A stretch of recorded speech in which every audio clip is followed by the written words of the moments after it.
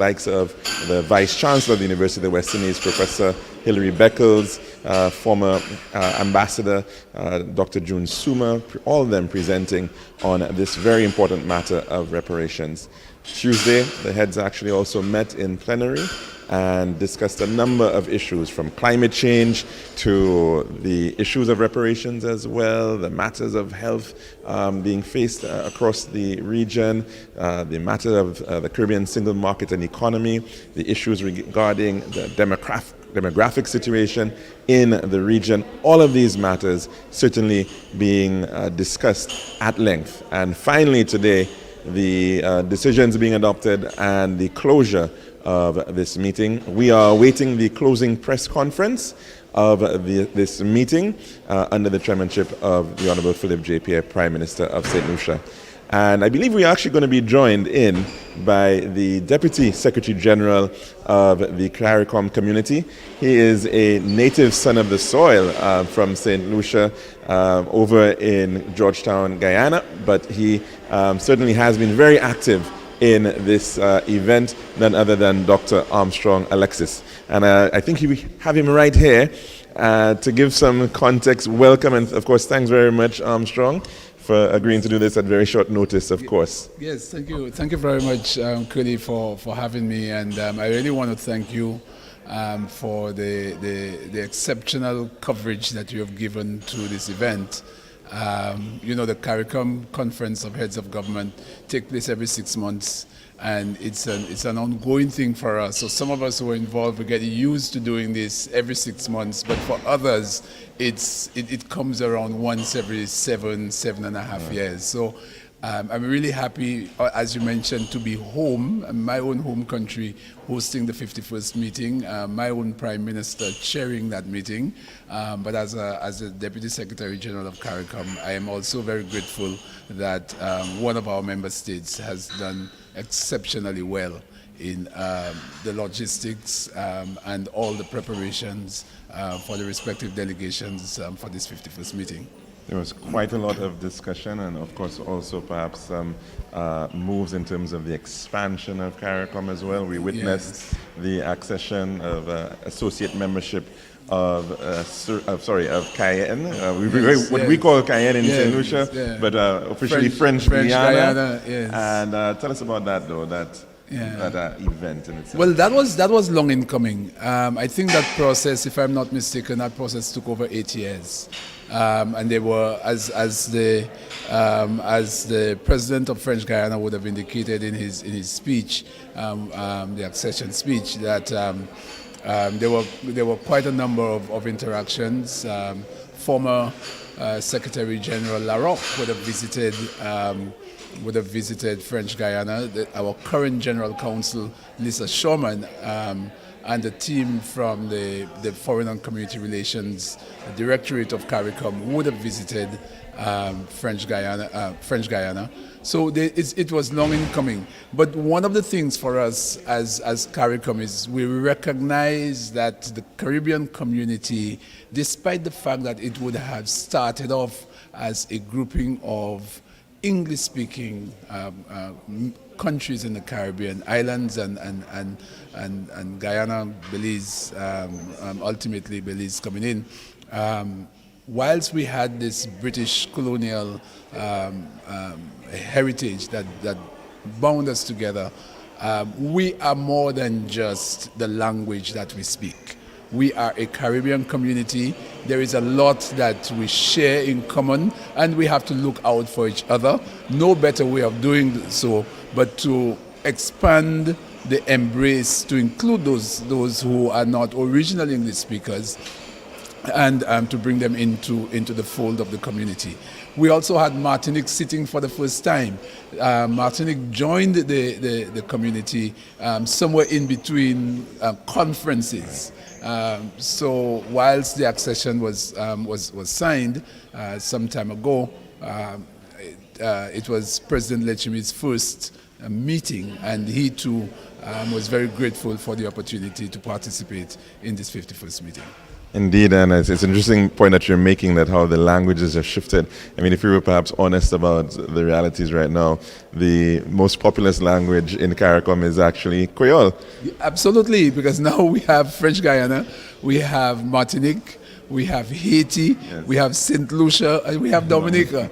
So we may one day have to consider, how we deal with the issue of language, because our rules currently say that our meetings are conducted in English. But we also, we've also expanded to the Dutch Caribbean.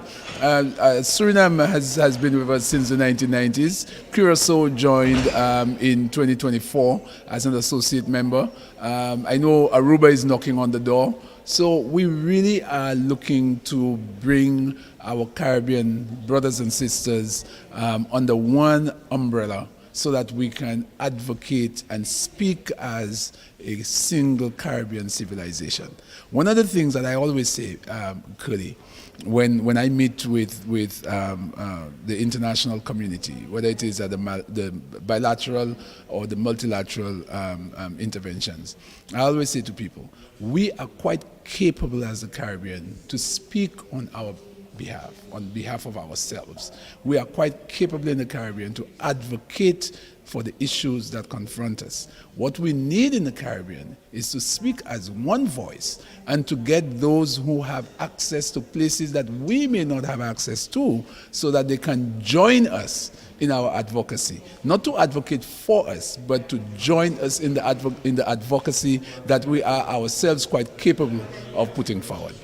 And of course, traditionally, one thought of CARICOM as more of a trading bloc, more of an economic space, but it's certainly become a lot more, as you're saying, in terms of the matter of advocacy. So many different aspects have been taken up, the cause of Cuba, the cause of Haiti, and the struggles over there.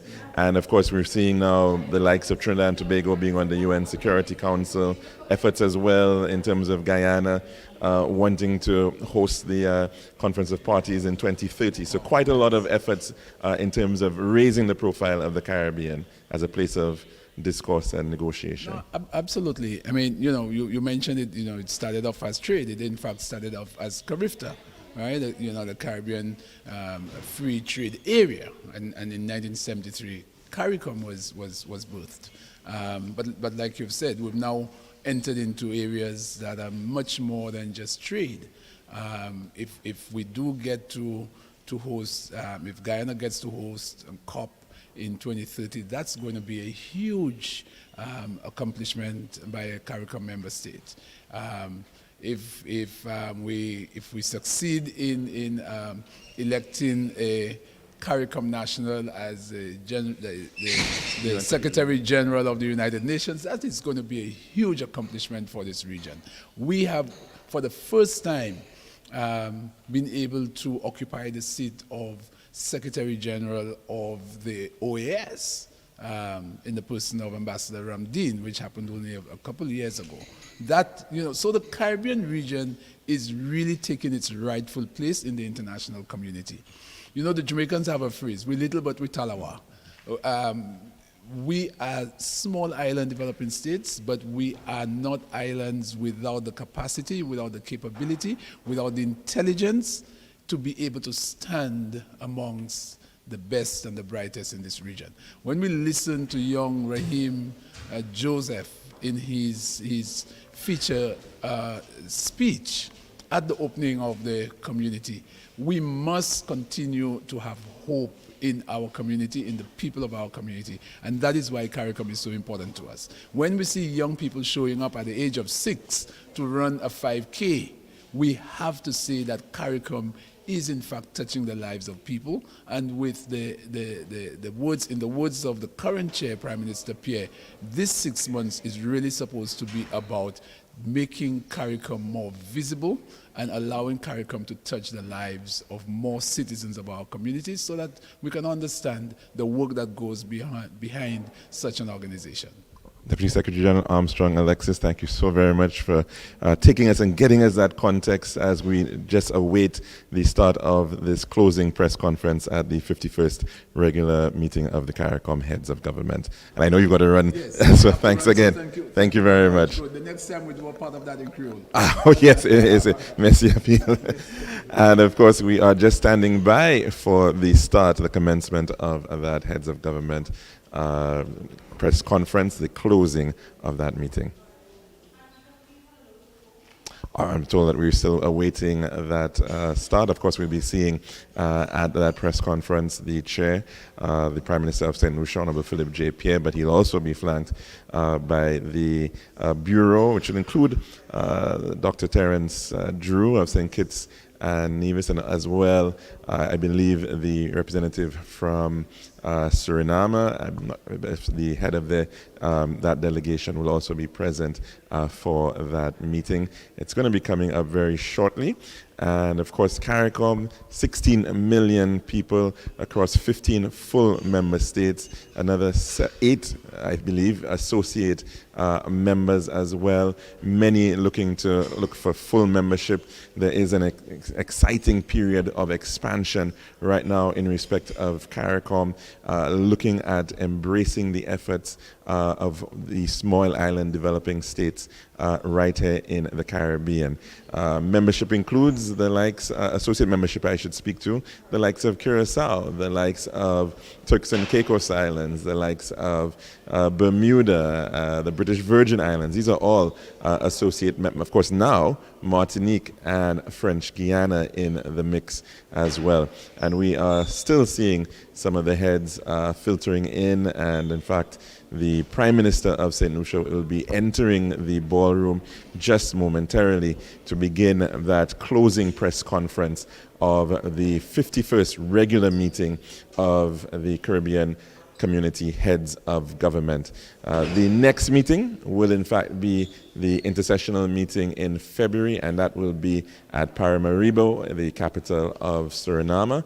And we, of course, are looking to see quite a lot of activity from the leaders of the Caribbean community over the next couple of months, with meetings going on in Guyana, looking at biodiversity meetings. And of course, there's going to be the Commonwealth Heads of Government meeting, SHOGM, that's happening in Antigua and Barbuda in the month of November. So please, of course, stay focused and stay in tune with what is happening in respect of the leadership here in the Caribbean and the work that they are doing for the people of the Caribbean.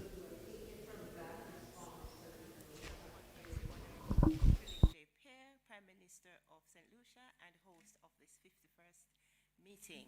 Welcome to our closing press conference, and I'll invite our chairman to address you. Thank you very much. Good afternoon.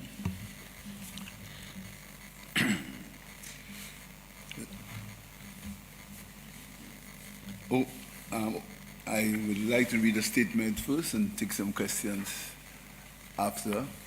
We have Prime Ministers Mia Motley, Prime Minister Kamala Masaka, the Foreign Minister of Suriname representing the President of Suriname, who is out of the country, the former chairman, the immediate past chairman of CARICOM, Dr. Terence Drew, Ms.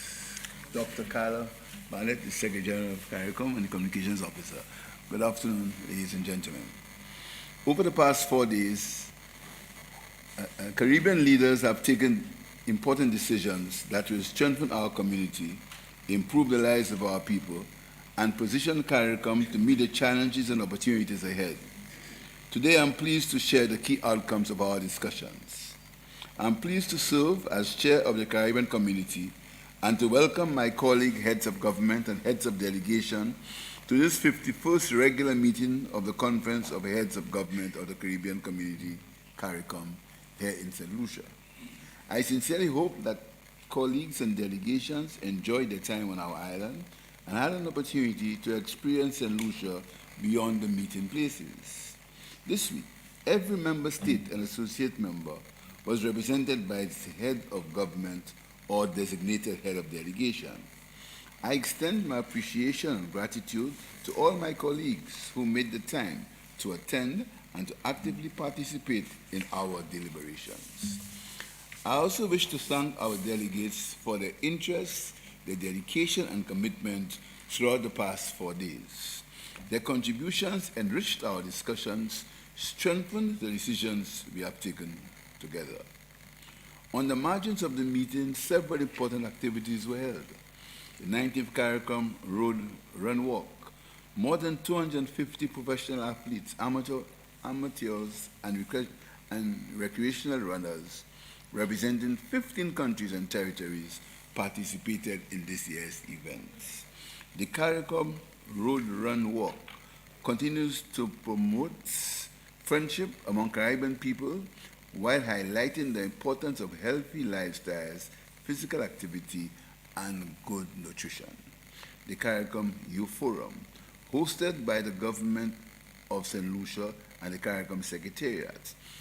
The forum provided an important platform for the youth to engage directly in regional dialogue. Under the theme, Youth Solutions for the Future, participants, both in person and online, explored climate change, economic uncertainty, crime and violence, employment and mobility, while demonstrating their creativity, resilience, and leadership that define our Caribbean youth. Ladies and gentlemen, our discussions over the past 4 days were guided by one central objective: ensuring that CARICOM delivers results that people can see and feel in their everyday lives.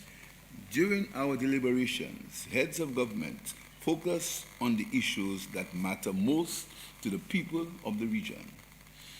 We agreed to strengthen regional cooperation to protect consumers, improve affordability, and explore additional measures that can provide relief to vulnerable households. We also agreed to strengthen consumer protection and work together to address rising prices across the community. We made further progress towards the free movement of CARICOM nationals, while additional member states advancing towards full participation. We also accelerated work towards establishing an affordable intra-regional ferry service that will improve travel, facilitate trade, strengthen food security, and make our community more connected.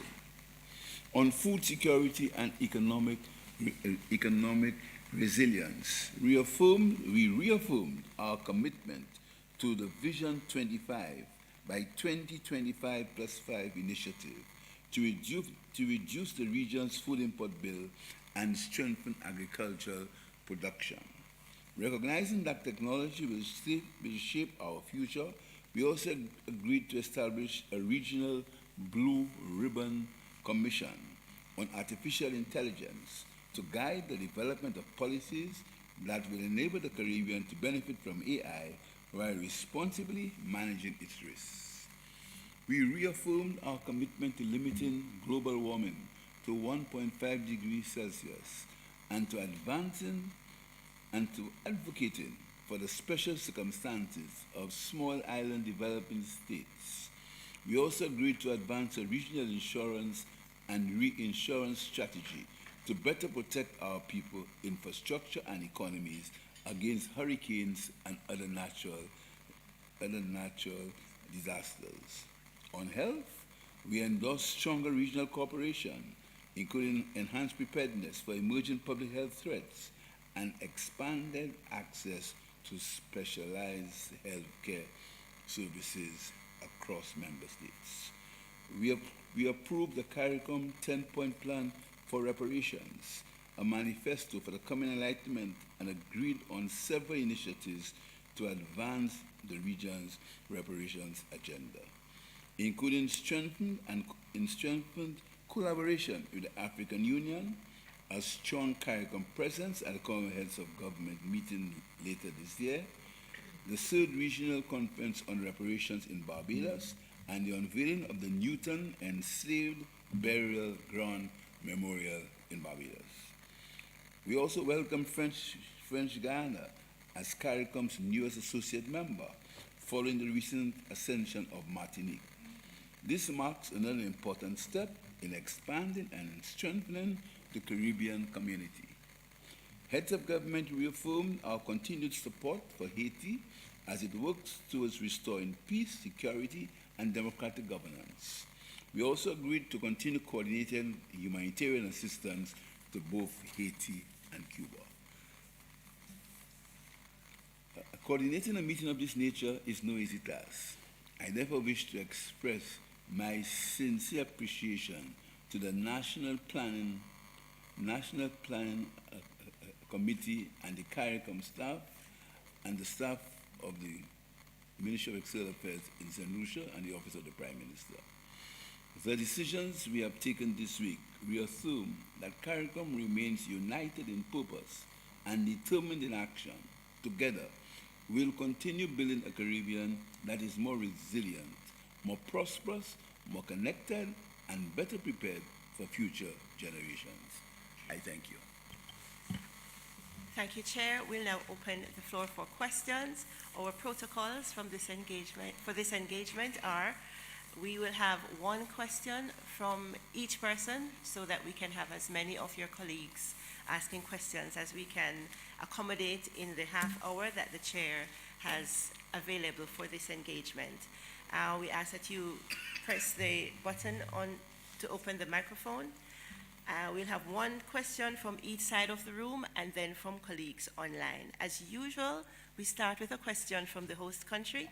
I recognize the representative from MBC for her question. All right, good afternoon, everyone. Chelsea Austinay, MBC Television. I have a multitude of questions, but I'll try to keep it to the one.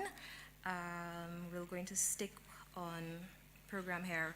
What are some of the measures to be implemented to help deal with the external shocks on the cost of fuel, by extension the cost of living, as the region navigates through this tumultuous global time?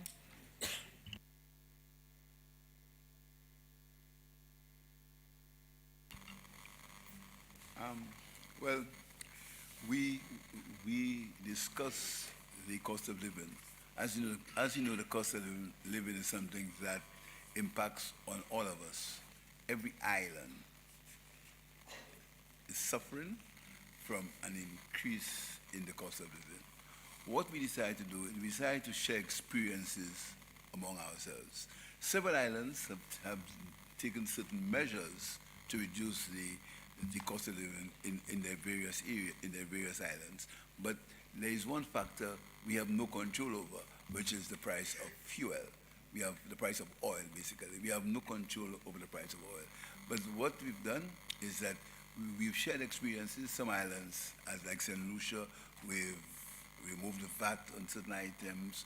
I think in the case of Barbados, certain measures have been taken. Every island, every government has taken certain steps to reduce the cost of living.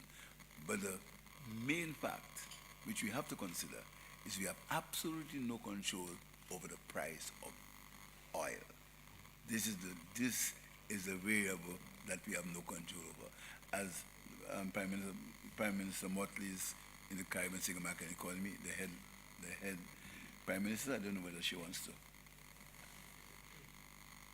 Thank you very much, Mr. Chairman. You're absolutely correct. One of the major decisions taken by heads of government has been to share the experiences. So, for example, I'm looking at the experience of Guyana here on the slide.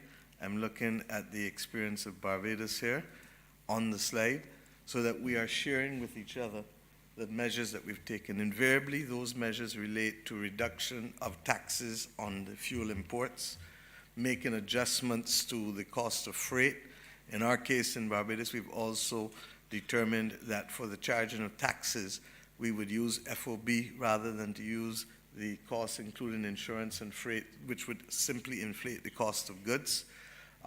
There are some subsidies. Trinidad has traditionally kept its fuel costs down. The rest of us who have to import heavily don't have that luxury. And then we have made adjustments to taxes. In our case in Barbados, we've introduced a cost of living allowance for all pensioners, $100 a month, plus, which would be 50 US, plus, of course, for those who are on welfare. And on top of that, we've increased the rates of welfare by 30% again to be able to offset so that those at the bottom are not in a more vulnerable position. We then also have looked at the fact that we believe that we need to make available the prices to consumers. And in some instances, some countries have apps that people can use so they can go and search the prices at different stores. And we would like to be able to ensure that rather than historic pricing, that we can get real-time access to those pricing for those who have the apps. In addition to that, the major initiative that we want to be able to do is to reduce the costs of cargo for intra-island trade. And it is against this backdrop that the long-awaited ferry is something that we're working on assiduously.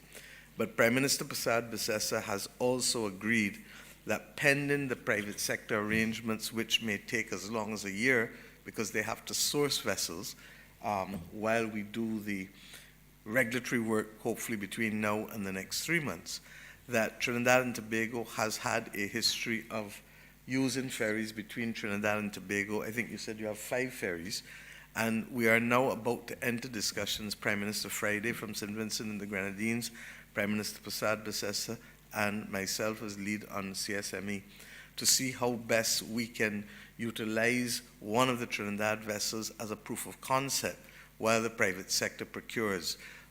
And I've undertaken the responsibility of working with colleagues to be able to get the treaty arrangements for mutual recognition of licenses, insurance, so that vehicles, cargo vehicles, can literally go on and come off where possible. This is a work in progress, and it also involves the fact that some ports in the Southern Caribbean, and this is the proof of concept will first be in the Southern and Eastern Caribbean, but it requires us to also assess what other infrastructural arrangements might be needed at the port or whether ramps can be used. So I give you the assurance that we are singularly focused on being able to reduce the cost of intra-island cargo, which, in addition to the other measures that we have taken to increase disposable income of our citizens, but also to reduce the cost of freight, the cost of gas, and the cost of electricity, all of which, when combined, can be completely inflationary, is what we're doing together. And we none of us is omniscient, none of us has all the answers, none of us are omnipotent as well. So we will work together, and as Prime Minister Pierre said, the ball reality is this is inflation that is imported. And as you know, last night, the fighting has started again. So that is what creates also the uncertainty. But we are committed to shielding our population as far as possible. Thank you, Prime Minister and Chair. Thank you. Thank you, Prime Minister Pierre. This one. This one? This one. Thank you. I fully support the way forward with respect to your questions about external shocks that is impacting on our countries. And I think every one of us in the community, is the whole issue of what Mayor raised about cost of living. So in addition to the initiatives that Prime Minister Motley has outlined, Trinidad and Tobago is very interested, of course, in earning forex, but at the same time giving some kind of affordable health care. So if I may, Prime Minister, this is also with respect to bringing down the cost of living in our country. So we've proposed, first of all, we have had help from the government of India to set up a national prosthetic center. This is for the fitting of artificial limbs. I have set up that center, and I'm not saying our services there, of course, at an affordable price will be available to our CARICOM brothers and sisters. Because when we look at the prices otherwise, you go to the US, they range from 3,000 US to, what was it you told me, 120,000 US, depending on the mobility of what you want that artificial limb to do. So this is in one area I think we can help bring down costs where we could use our center. Of course, we will earn some forex, but it will be at an affordable price for brothers and sisters in the CARICOM. The second one is also health related. We do have many medical graduates at the general practice level, house officer level, and we have shared with CARICOM members. We are willing to work with them to provide fully trained doctors, majority trained, UWI trained doctors to the other countries. And the third one is that we have a very highly specialized children's hospital. When we had built it and we left government, no politics here, but we had left it for 10 years, nothing happened. And when I came back in, I'm so proud now that we've been able to get that hospital really for the first time, fully functional. So we're offering again at affordable prices, utilization of that Cooper Children's Hospital. We're talking about cost of living, and in these three respects in the medical field, if we partner together, perhaps a pair, again, we can bring down the cost of living and, of course, the external shocks that you mentioned. So thank you very much. There's just one other point I should have added, that COTED, which, as you know, is a subcommittee of an organ of the community, has also been looking at making adjustments to the common external tariff on some of the basic food items in the region. And some countries have already asked for different arrangements to be put in place so that they can remove the common external tariff, which will reduce the cost of goods. Right now in the community, we agree to a common external tariff to protect regional production. But over the decades, there have been some items that remain there while there is no regional production, in fact, in place.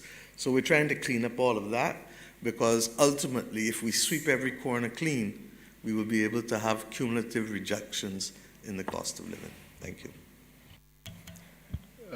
Thank you, Chairman. And the issue of the cost of living, seems like the Caribbean is just on this wave, up and down, up and down. There's a war, we're up, we're down, up, down, a hurricane, we're up, down.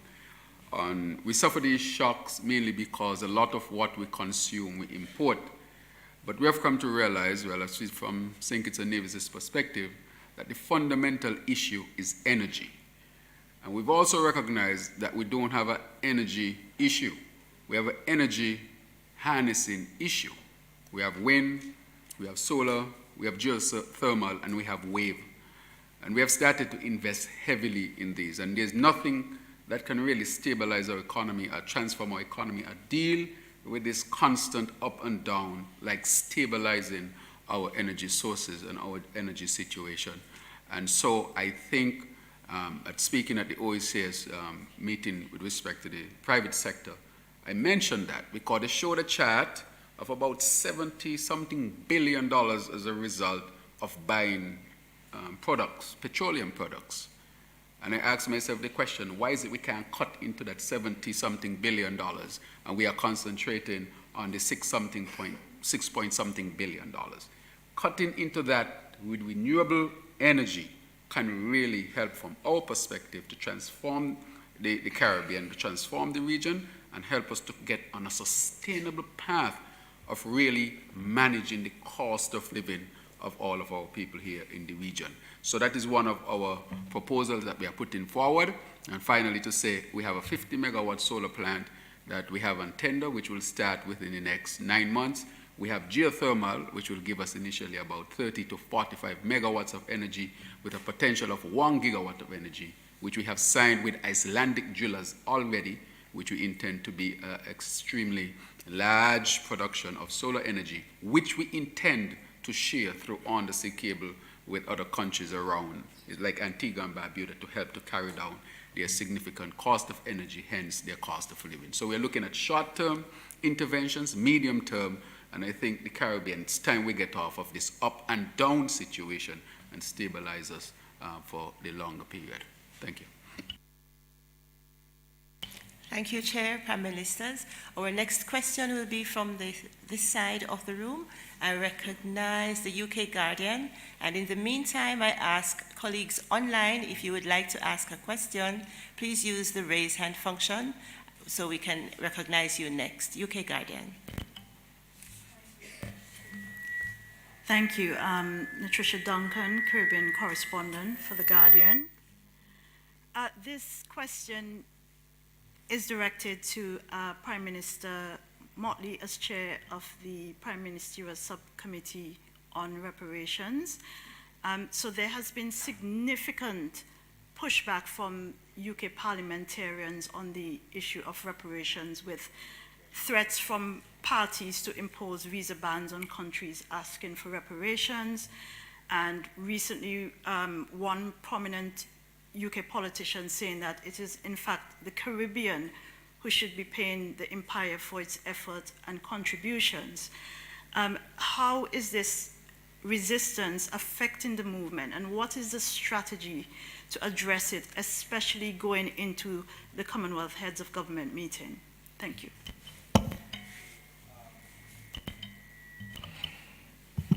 Thank you very much for the question. I'm not sure that you want me to reply to things that really are asinine. And certainly the notion that we should pay the United Kingdom for oppressing us, for enslaving us, and for treating us as chattel. And that is the difference. Slavery existed before, but this was the first time that human beings were defined as chattel. And I've been very clear all along that the 1661 Slave Code of Barbados, which predated the Code Noir, which the French have just repealed less than 2 months ago, all distinguished themselves, and all of the slave laws that followed the 1661 Slave Code of Barbados, by the treatment of human beings as chattel. We are not asking for charity. We're asking to be able to ensure that justice can be done. In 1834, the British Parliament did not need to be persuaded of that fact with respect to the loss of property because we were chattel, and the compensation of the slave owners of £20 million. I would like to advise that those who have not yet read sufficient to understand the history do so before making comments that really do not reflect well on them. With respect to the movement, this is a global movement now. We just came from Accra in Ghana, and as you know, the United Nations passed the resolution that Ghana brought in March of this year. We have seen Pope Leo make comments in this year of our Lord. We have seen President Macron recognize that the conversation for reparations, just as His Majesty King Charles, when he was Prince Charles at the opening of the Commonwealth Heads of Government meeting in Rwanda, stated clearly that reparations was a conversation whose time had come. I have no doubt that there are British parliamentarians who want to distract people from the domestic politics of the United Kingdom at this point in time. But the Caribbean should not be used as a prop in those circumstances. Thank you. Thank you, Prime Minister. Online we have Guardian Media from Trinidad and Tobago. Please go ahead with your question.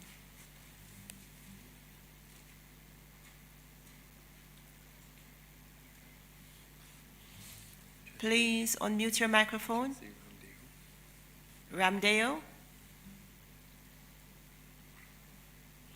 Hello, hello. Good afternoon. Can you hear me? We're hearing Good you. afternoon. Can you hear me? We are hearing you. Please go ahead. Good afternoon. This is for Prime Minister Prasad Bisasa. Just wanted to find out from you, ma'am. I know that there would have been some critical matters discussed at the meeting, of course, right? As mentioned, as articulated by Prime Minister Pierre. I just wanted to get your view on the function of CARICOM, ma'am. You know, you've had some pretty critical words of CARICOM before. Just wanted to find out whether or not your views have changed, and what's your position on CARICOM going forward.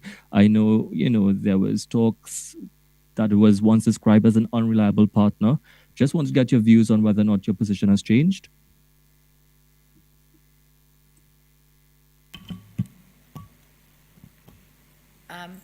My position from the start remains to now.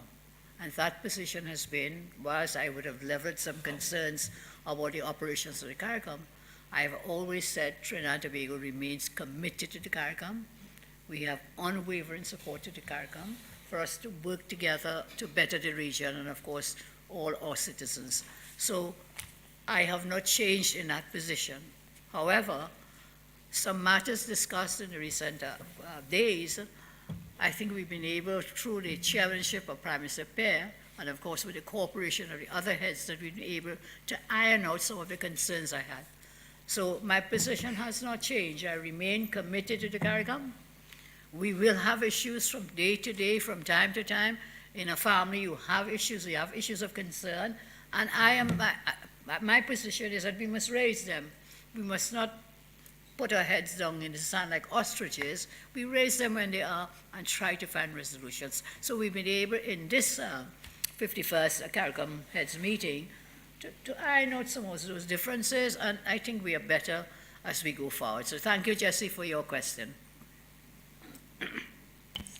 Thank you, Prime Minister. The Miami Herald.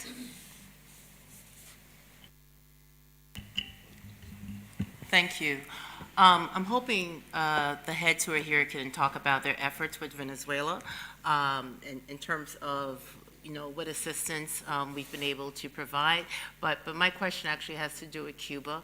CARICOM has always been steadfast in support of Cuba and calling for an end to the U.S. embargo. Yesterday, for the second time in months, we've seen this body split on an issue as it relates to Cuba. Does this mean that Cuba is losing support within CARICOM?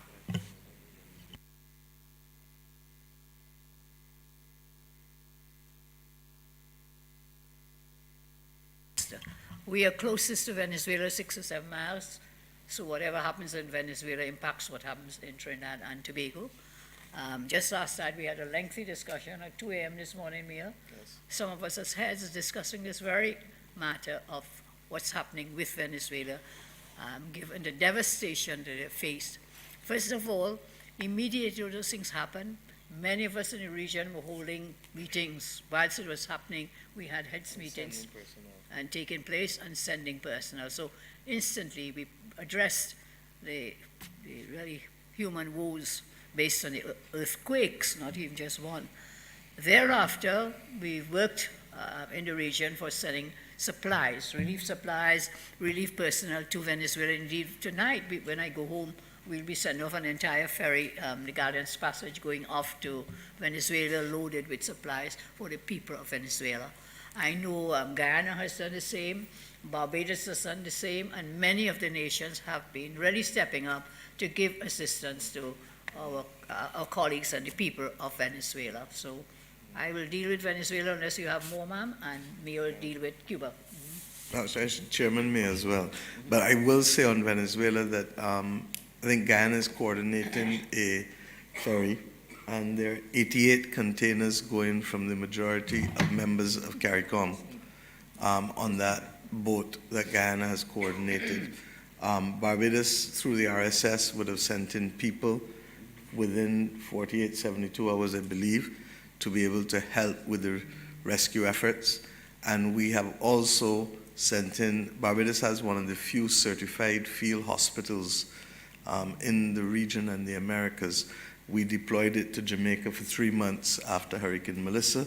We're now deploying it to Venezuela because clearly, with the level of injuries and the pressure on the medical system, this is going to be one of the major areas which the Venezuelan people need. And we have been in contact with the president of Venezuela and will continue to be so because, as we said, there but for the grace of God goes any of us, and we believe that we have a responsibility morally to help the people of Venezuela. It has been a horrific experience for them. As it relates to Cuba, Mr. Chairman, back to you, or you want me to address it? Heads discussed this matter. This is not an easy issue, and I think that we are agreed that the discussions and the debate must take place, but without prejudice to any discussions and debate for a peaceful resolution of what is transpiring with Cuba. that there is a humanitarian crisis, and you cannot continue to ignore that reality. The United States of America, I believe, has said itself that it will contribute to the relief of the humanitarian crisis. The Caribbean has been resolute in saying that we want to do it. In Barbados' own case, we had to spend about 5 months, and the money was returned twice, and this is the third time, for us to buy baby milk for the children of Cuba, which was specifically what was one of the clear priorities, so that the region will continue to walk. We recognize that this is always going to be a complicated and complex issue, as was reflected in the United Nations debate on Tuesday. But we want to remain focused on the humanitarian efforts, and we want to remain focused on the dialogue that should continue to take place for the resolution of this matter. And CARICOM will always be ready and has told both the Americans and the Cubans that we are more than ready to be there to help facilitate this dialogue, because when you live in a neighborhood, what happens in the neighborhood affects everyone. And the neighborhood stretches from Florida to Guyana and Suriname in the south. Thank you. Yes, on the matter, for full disclosure, I lived in Cuba for 7 years and I studied medicine there. So I still have a lot of friends there and a lot of people who are professionals. And so I somewhat get from them the humanitarian issues that are taking place there. And of course, for all of us here in the CARICOM and in the region, we are very touched by what has happened. We, under my chairmanship, we discussed putting a fund together for humanitarian relief, and I'm happy to report, Prime Minister, I just got the update that you mentioned the money was returned 3 times, that I can say it has now been accepted at the 4th time. And so we are now expecting to deliver the first batch of baby milk. Different countries have delivered for different things, and we hope that that gets to the children of Cuba as soon and as quickly as possible.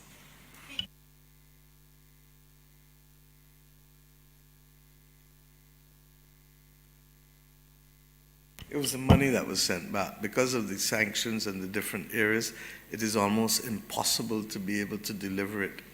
And we've had to go through circuitous routes with respect to dealing with countries who are willing to ensure that the humanitarian aid is delivered. So the money went to them to buy milk, baby milk?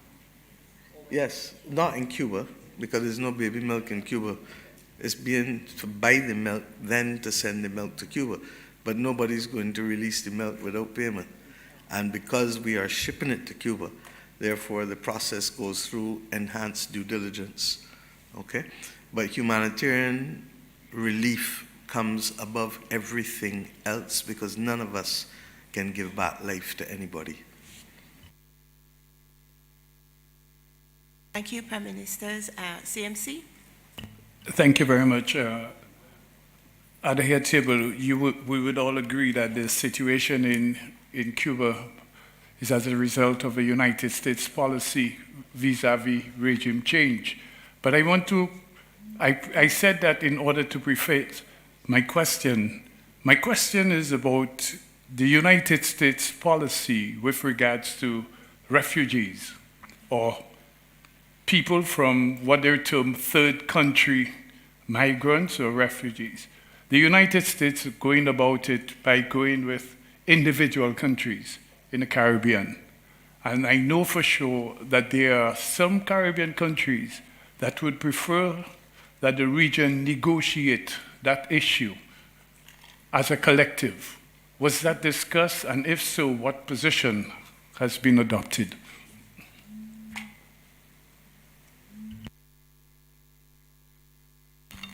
Yes, we did discuss that issue. As you know, it's an issue that is of concern to all of us. We discussed it and we took a position that we would share some more information among ourselves about what really is each island doing. Right now, we are not clear So we decided to share some information among ourselves, so possibly come out with a more definitive position in the future. But right now, it's a fact the United States has asked most islands to accept food country nationals. Thank you, Chair. Our next question from a journalist online recognizing Dennis Chabrol. Please go ahead with your question.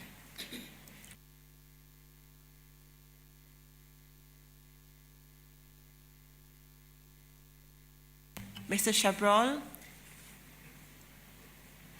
Are you hearing me? We are hearing you now. Please go ahead. Yeah, sorry. Good afternoon, everyone. My question has to do with the Citizenship by Investment Program. I would like to know whether CARICOM discussed this in the face of the EU threats, and overall, what is estimated total annual revenue from CBI for those participating countries?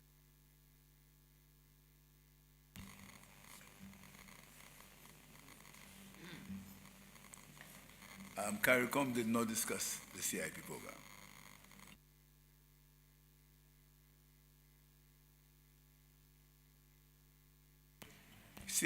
I said CARICOM did not discuss the CIP program. Could I ask a follow-up quickly, sir? Yeah, sure.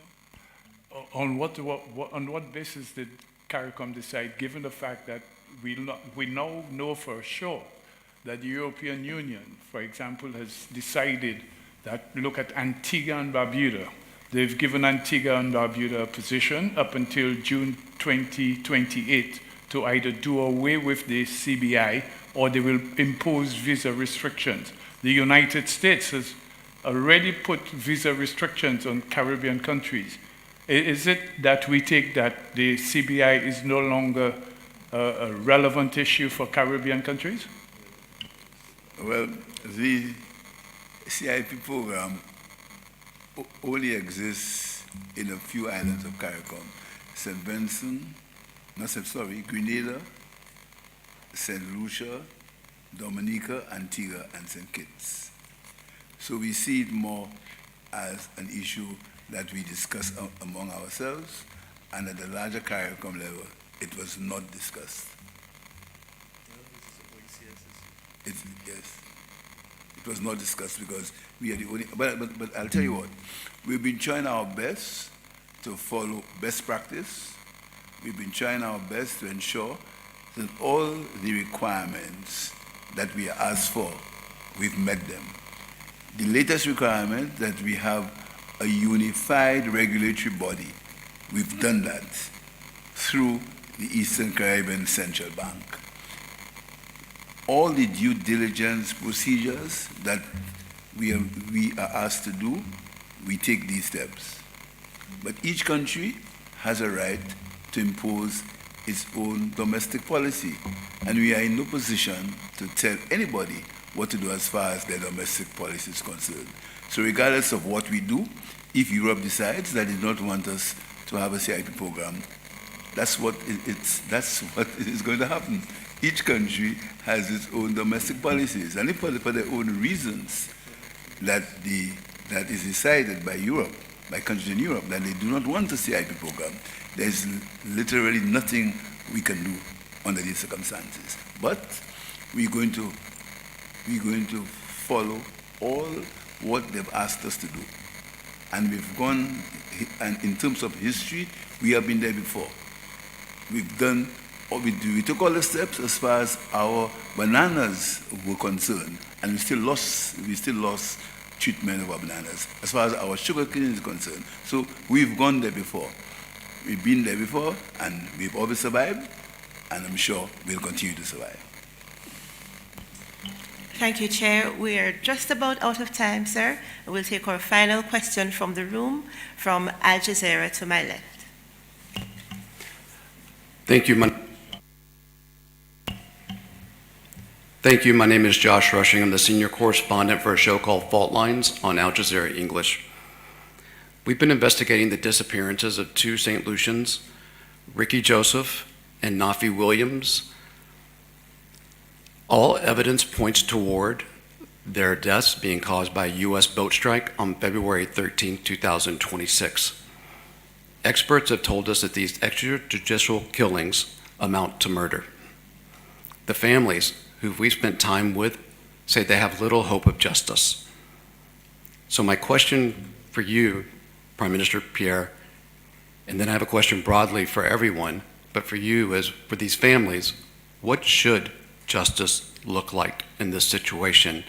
And then broadly, for the other leaders present, does the United States have immunity to kill citizens in your territories for alleged crimes?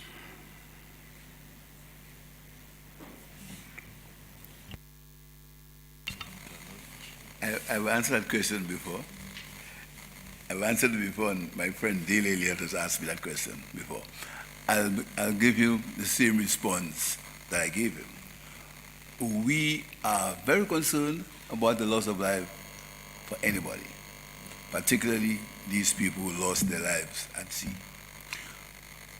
We've requested information from the United States, and we've not got any information as to what happened. As I speak, we still consider it a missing persons case, and our own law enforcement are trying their best to see if they can decipher what happened. But as far as we are concerned, the United States have given us no information on that issue. Are you on the record to say the United States is obstructing your investigation? It's been 5 months since it happened. I'm not on the record as saying that. What possible information could they provide to you?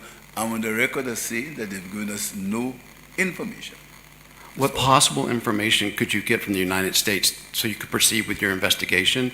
And I return to the families who, they've told us you haven't contacted them. What should justice look like for these families? Excuse me, let me assure you, these families are our people, you know. Yes, sir. They are my people, so I'm very concerned about them. I'm sure more than you. They are my people, right? I'm very concerned about them. But all I can tell you, I can only tell you what I know. And what I know is we have not got any information from the United States. That's all I know. But I'm very concerned about them. I'm sure I'm more concerned about them than you. Well, I would just challenge that. I've spent the week with them. I can name their children. Yeah, but I'm sure. Sir, can you? Because, I mean, after this week, you're going to be leaving. I'm ahead of them. So I know that pain. I know what they're suffering from, but I can only tell you the truth. Why haven't you reached out and talked to those families then? Oh, I've done more than that. You see, you were still for a lot longer time.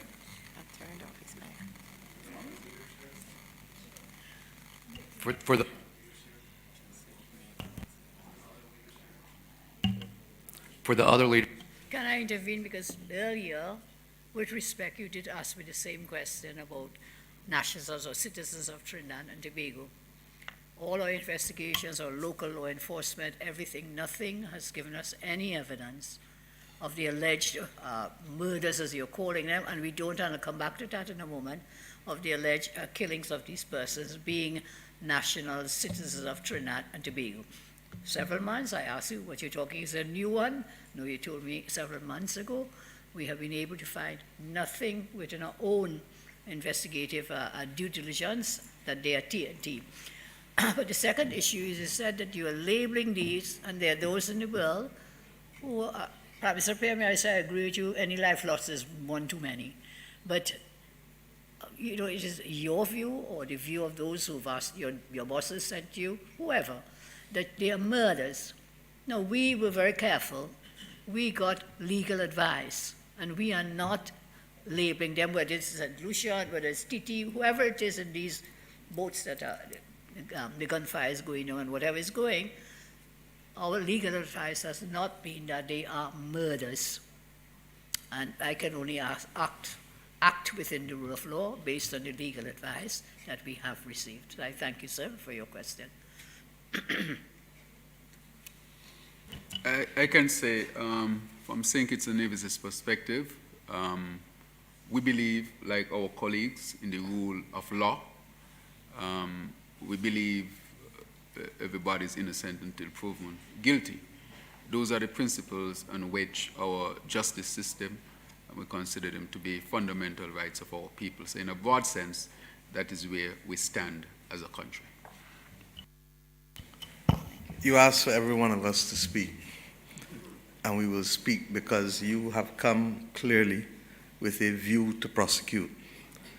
And that may be legitimate for you to do so as a journalist. But let us also be clear that this is going to be a very acrimonious legal and geopolitical issue. There will be disputes as to whether this is an act of war or this is within the normal confines of criminal law. And I've heard both sides of the story. Suffice it to say that we would rather not have this as a first option with respect to the containment of persons. War, as we understand it, is in a traditional conflict, theater of conflict. By the same token, jurisprudence has evolved, and that is part and parcel of what makes this issue so complex. Morally, I would prefer not to see it.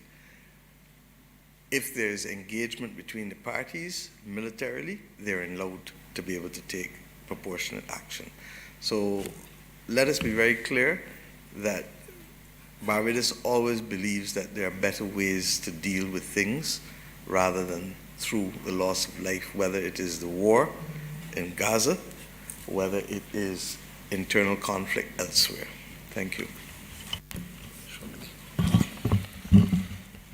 Yes, indeed, you asked all of the leaders on the table to speak for Suriname. I don't know the very specifics of this case, but let us say our approach is and will always be in the respect for the rule of law.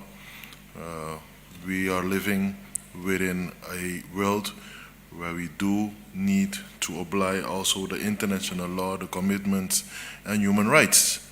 So I think I have heard it already, and I want to emphasize that and to underline the importance of the rule of law and the importance of human rights within the sphere of the international law that we all strive for. I hope it's clear. Thank you. Thank you, everyone. Chair, we have come to the end of our press conference.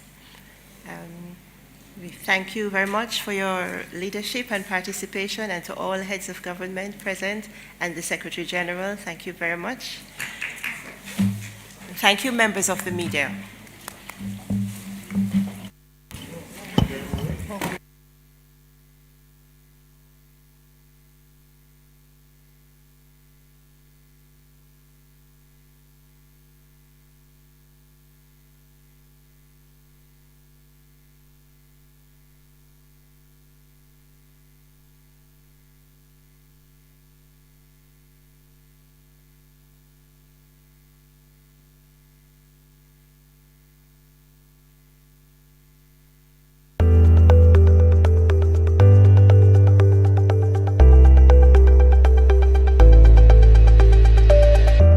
Fellow citizens of the Caribbean community, today I speak to you as Prime Minister of St. Lucia and as the incoming chairman of CARICOM.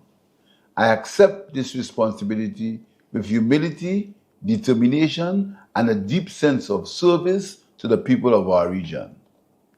CARICOM has always been built on a simple but powerful belief that our countries can achieve more together than we ever could alone. That belief remains as important today as it was at the founding of our community. Across our region, we are navigating a rapidly changing world. Our people are working hard to build better lives, our economies are adapting to new realities, and our societies continue to face challenges that require cooperation, innovation, and unity. At this moment, many citizens are asking an important question: how can CARICOM make a greater difference in our everyday lives? This is the question that must guide our work. During my tenure as chairman, my commitment is clear. CARICOM must continue to move closer to the people. It must be seen and felt not only in meetings and declarations, but also in communities, schools, businesses, homes, and in the opportunities available to every Caribbean citizen. We must strengthen our unity. The Caribbean is strongest when we work together, speak with purpose, and respect the voices and contributions of every member state. Our diversity, our cultures, languages, traditions, and experiences is one of our greatest strengths. We must also continue to build a more resilient and sustainable region. This means advancing climate action, strengthening food and nutrition security, supporting economic growth, embracing digital transformation, expanding opportunities for trade and investment, and improving the movement of people, skills, services, and ideas across our community. At the heart of this work must be our people. Every Caribbean citizen, regardless of age, gender, ability, background, occupation, or circumstance, must be able to see themselves reflected in the regional agenda and feel that CARICOM is working to improve their lives, expand their opportunities, and strengthen their future. We must also work together to build a safer, more secure, and more hopeful communities. Development and security go hand in hand, and every citizen deserves the opportunity to live, work, learn, and thrive in peace and dignity. The success of CARICOM must ultimately be measured by whether our people feel the benefits of integration in their daily lives. Because integration that our people cannot feel will not last.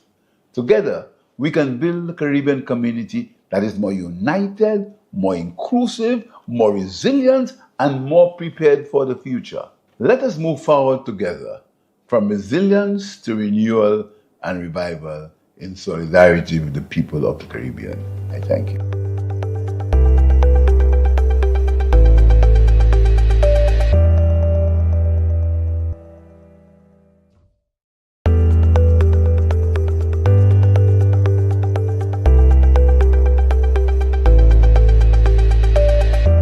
Fellow citizens of the Caribbean community, today I speak to you as Prime Minister of St. Lucia and as the incoming chairman of CARICOM.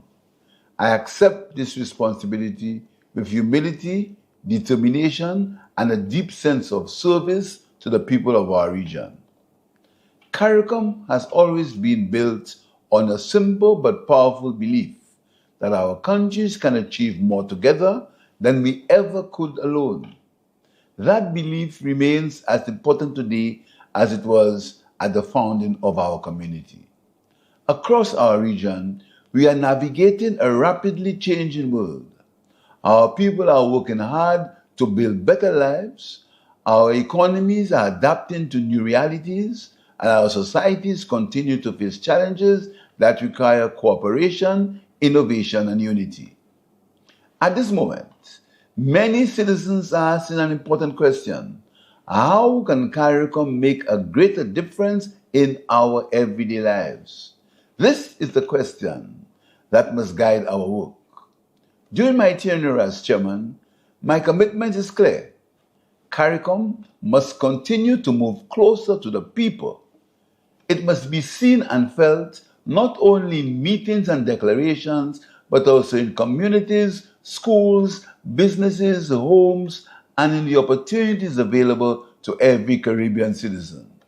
We must strengthen our unity. The Caribbean is strongest when we work together, speak with purpose, and respect the voices and contributions of every member state.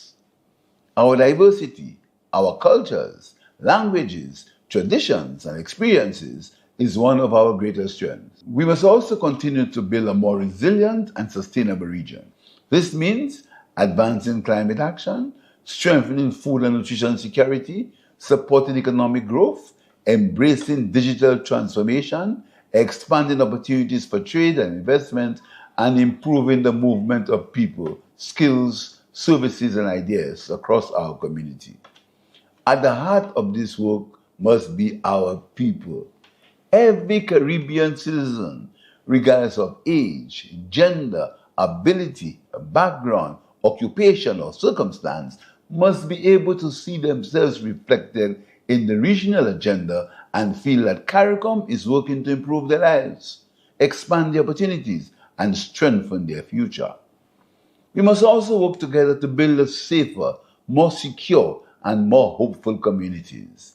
Development and security go hand in hand, and every citizen deserves the opportunity to live, work, learn, and thrive in peace and dignity. The success of CARICOM must ultimately be measured by whether our people feel the benefits of integration in their daily lives. Because integration that our people cannot feel will not last. Together, we can build a Caribbean community that is more united, more inclusive, more resilient, and more prepared for the future. Let us move forward together from resilience to renewal and revival in solidarity with the people of the Caribbean. I thank you.